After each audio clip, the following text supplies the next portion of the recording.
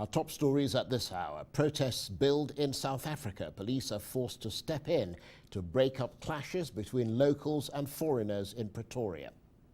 Plus, families flee their homes in Egypt after a spate of attacks by Islamist militants in the North Sinai region. And the onslaught continues. Donald Trump bars the BBC and CNN from a briefing. We'll bring you the latest on this in our newspaper review. Also on the programme, all of the action from our team in Los Angeles as the city prepares for Sunday's Oscars.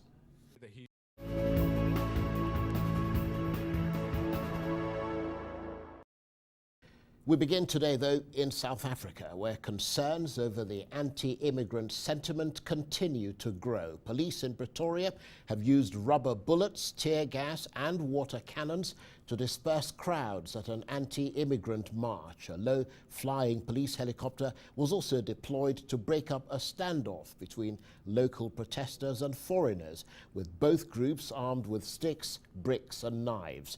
President Jacob Zuma said the protests were anti-crime, not anti-foreigner, but many unemployed South Africans accuse migrants of taking their jobs. Well, for more on this, I'm joined live in the studio by Lulu Lewis Nguni, the South African ambassador to Nigeria. Thank you very much indeed for coming in to talk with us. What was it exactly that the protesters in South Africa were complaining about?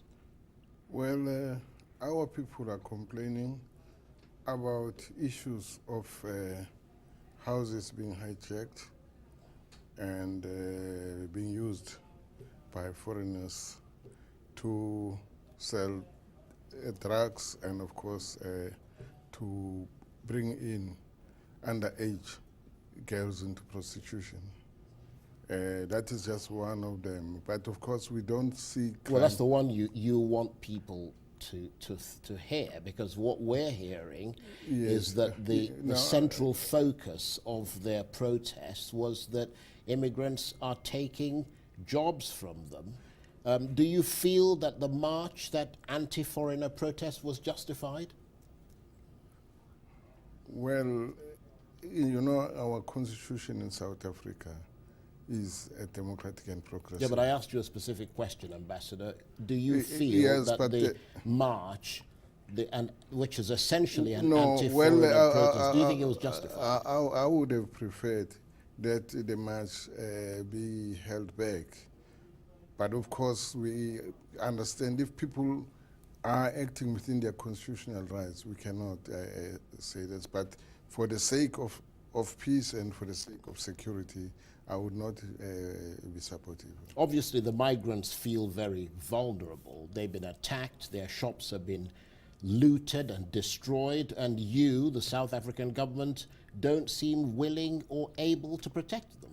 But I don't understand what you mean by this. If you're watching the SABC... It's very clear. No, but the shops have been attacked. Look, can I say something? Well, because you asked me a question when I want to know, you are not going to channel me to respond in a... But 34 shops at least have been attacked. We are aware of all that. Right. I'm a South African, I know of that. Right. What I'm trying to say to you is that if you're watching our television yesterday, about 150 people were arrested by the police, clearly indicating that we are concerned about this. Where, of course, things happened, you know, with us, you know, being aware, coming late, of course, that one I would understand. And we really were hard on the marchers, especially those from Atteridgeville, who went there even without the permission to march. You understand? So that is what we did. We are very much concerned about foreigners because they are in our hands. They are our responsibility. Okay, that's understandable. Can you understand, though, why we're beginning to see reprisal attacks against South African businesses and in countries like Nigeria, where citizens, you know, Nigerian citizens essentially were particularly singled out for apparent victimization by protesters in South Africa? Well, what we had, it was a complaint about foreigners, not all foreigners, but those who are involved in drug trafficking. Well, there was a mention specifically of Nigerians, not just in the context of crime, but beyond crime. You know, I don't know who are those people who are accused of being involved in drug trafficking. If it happens by coincidence that it happens to be people from a certain country, it's another story.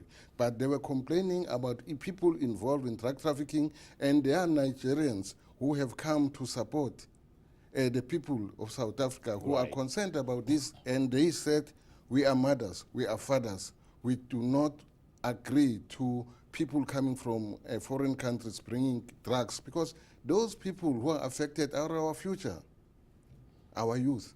Right, but what percentage of the people who are being alleged to have carried out drugs constitute these foreigners? Look, I may not have the exact percentage, right, but our people have complained. And we have also blamed our police for not having acted timeously, which of course could have averted people taking law into their own hands. And as South Africans, we say no amount of frustrations can justify our people attacking foreigners, because so we know we come a long way with these people. Right. So what is your government planning to do then to calm those sort of frayed nerves on both sides? I mean, will you, for instance, bring the perpetrators of some of those attacks to book? Yes, of course. We have already arrested some of them. We've already arrested some of them. Yesterday we arrested about 150. And also we have deployed a ministerial delegation to these areas, led by Minister Malusi Kikaba, who spoke to the communities and, of course, to the foreigners in those areas affected. And, of course, appealing for peace, appealing that dialogue should be the main way of addressing any differences. Of course, they also engage the police to say that now they must do their jobs, they must protect the communities, they must arrest those who have been fingered in the question of drug trafficking, and of course appealing to the community to also give information on those people who opportunistically fuel attacks. Right. Do you agree, though, Ambassador, with those who say that these are not just sporadic incidents of violence or crime, but are calculated xenophobic attacks? Look, reasons have been given. People have reasons about the issue of drugs, the issue of contestation for jobs. As you know, our economic growth stands at 0%. And we have a serious amount of people unemployed, about 25%. And now, since there are those few jobs, and of course, obviously, people coming from outside who are vulnerable are abused by people who want to maximize profits. Well, and so they go for them and take them, and then, of course, to the dissatisfaction. Well, the concern, Ambassador, is that these xenophobic attacks have been happening for several years. I mean, isn't it highly likely that these types of incidents are going to continue? Well, look, we are working together with our African brothers and sisters to see as to how we can best come to a situation where we come into a situation where this stopping of xenophobic attacks are not rolled back. It means that there are certain things we are not doing right. That is why they keep on coming back, and we need to get to the root cause of this. And of course, the main cause of this thing is the issue of lack of development, lack of jobs, lack of issues of poverty, etc. But it is your government that it's your responsibility. Look, I mean, the ANC has now been in power. we are taking responsibility beyond our budget, because we have to also look after the other people who have not planned for, who are coming into our country. We are, for instance, giving free houses to the poor, but they end up in the hands of foreigners. We are giving, free medical care. Well, of course, they benefit from that, and we are not stopping them because they are our people. But it's now going beyond what we are actually trying to eke out to look after our people. Could this all, just briefly and finally, could this blow up into a serious diplomatic problem for South Africa with countries like Nigeria and other African nations? You know, with Nigeria, we come a long way. We may have these irritancies, but whatever differences we have must be looked at within the context of our time-tested history. So that is why we are talking and appealing to our Nigerian friends and say, let us close rank and see as to how we can come up with a collective solution to this problem. Not that we can go even to a situation where we walk away from each other or we engage in mutual vilifications. We need to work together. We came to be free because we work together. This is another challenge that needs our collective efforts, and we're going to do that together with our friends in Nigeria. Okay, Ambassador Louis Mguni, the South African ambassador to Nigeria, we are exceedingly appreciative of you for coming in today. Thank you very much indeed. Thank you very much for inviting us. We really appreciate it. Now, at least 32 people have been killed after twin suicide attacks on security bases in Syria. The attacks were carried out in the heart of the government-held third city of Homs.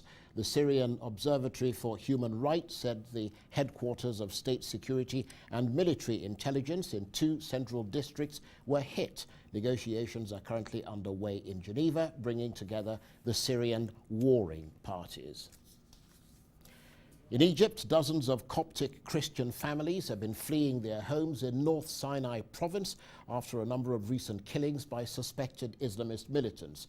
Refuge is being offered by the Evangelical Church in the Suez Canal city of Ismailia. The Coptic Church has condemned the attacks, saying they're aimed at dividing Egyptians. There are about 9 million Copts in the country. They've often been the victims of attacks by Islamists in recent years.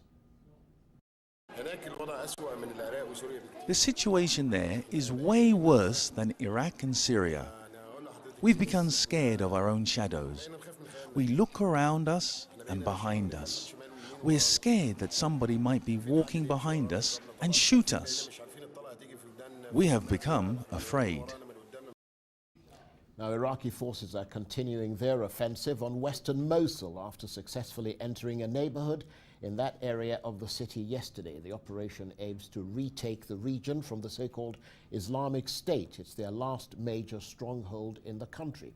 Meanwhile, Iraq's Prime Minister announced the Air Force had carried out its first strikes against IS in neighboring Syria. The terror group was attacked in 2 places, both of which it had used as a base to launch recent bomb attacks in Baghdad. US President Donald Trump's planned border wall is to be built soon and way ahead of schedule. Mr. Trump made the remarks during a speech at a conservative event addressing the Conservative Political Action Congress. He vowed to always put American citizens first and build, quote, a great border wall. He also promised to focus on getting bad people out of this country. The president said president was greeted by chants of USA, USA, USA as he made the address in Maryland. The Castro era is coming to an end in Cuba after Raúl announced this will be his last year leading the country. Castro took over in 2006 from his brother Fidel, who died last November. He'll step aside as Cuba's president a year from now. The brothers seized power from authoritarian President Batista during the Cuban Revolution between 1953 and 1959. Despite challenges and criticisms, official figures show the Castros have ensured that Cuba has significantly lower levels of poverty and higher levels of literacy than the United States. Cubans have mixed feelings about Raúl Castro's departure. Yes, he said that this was his last year as president. But many things still have to be done here.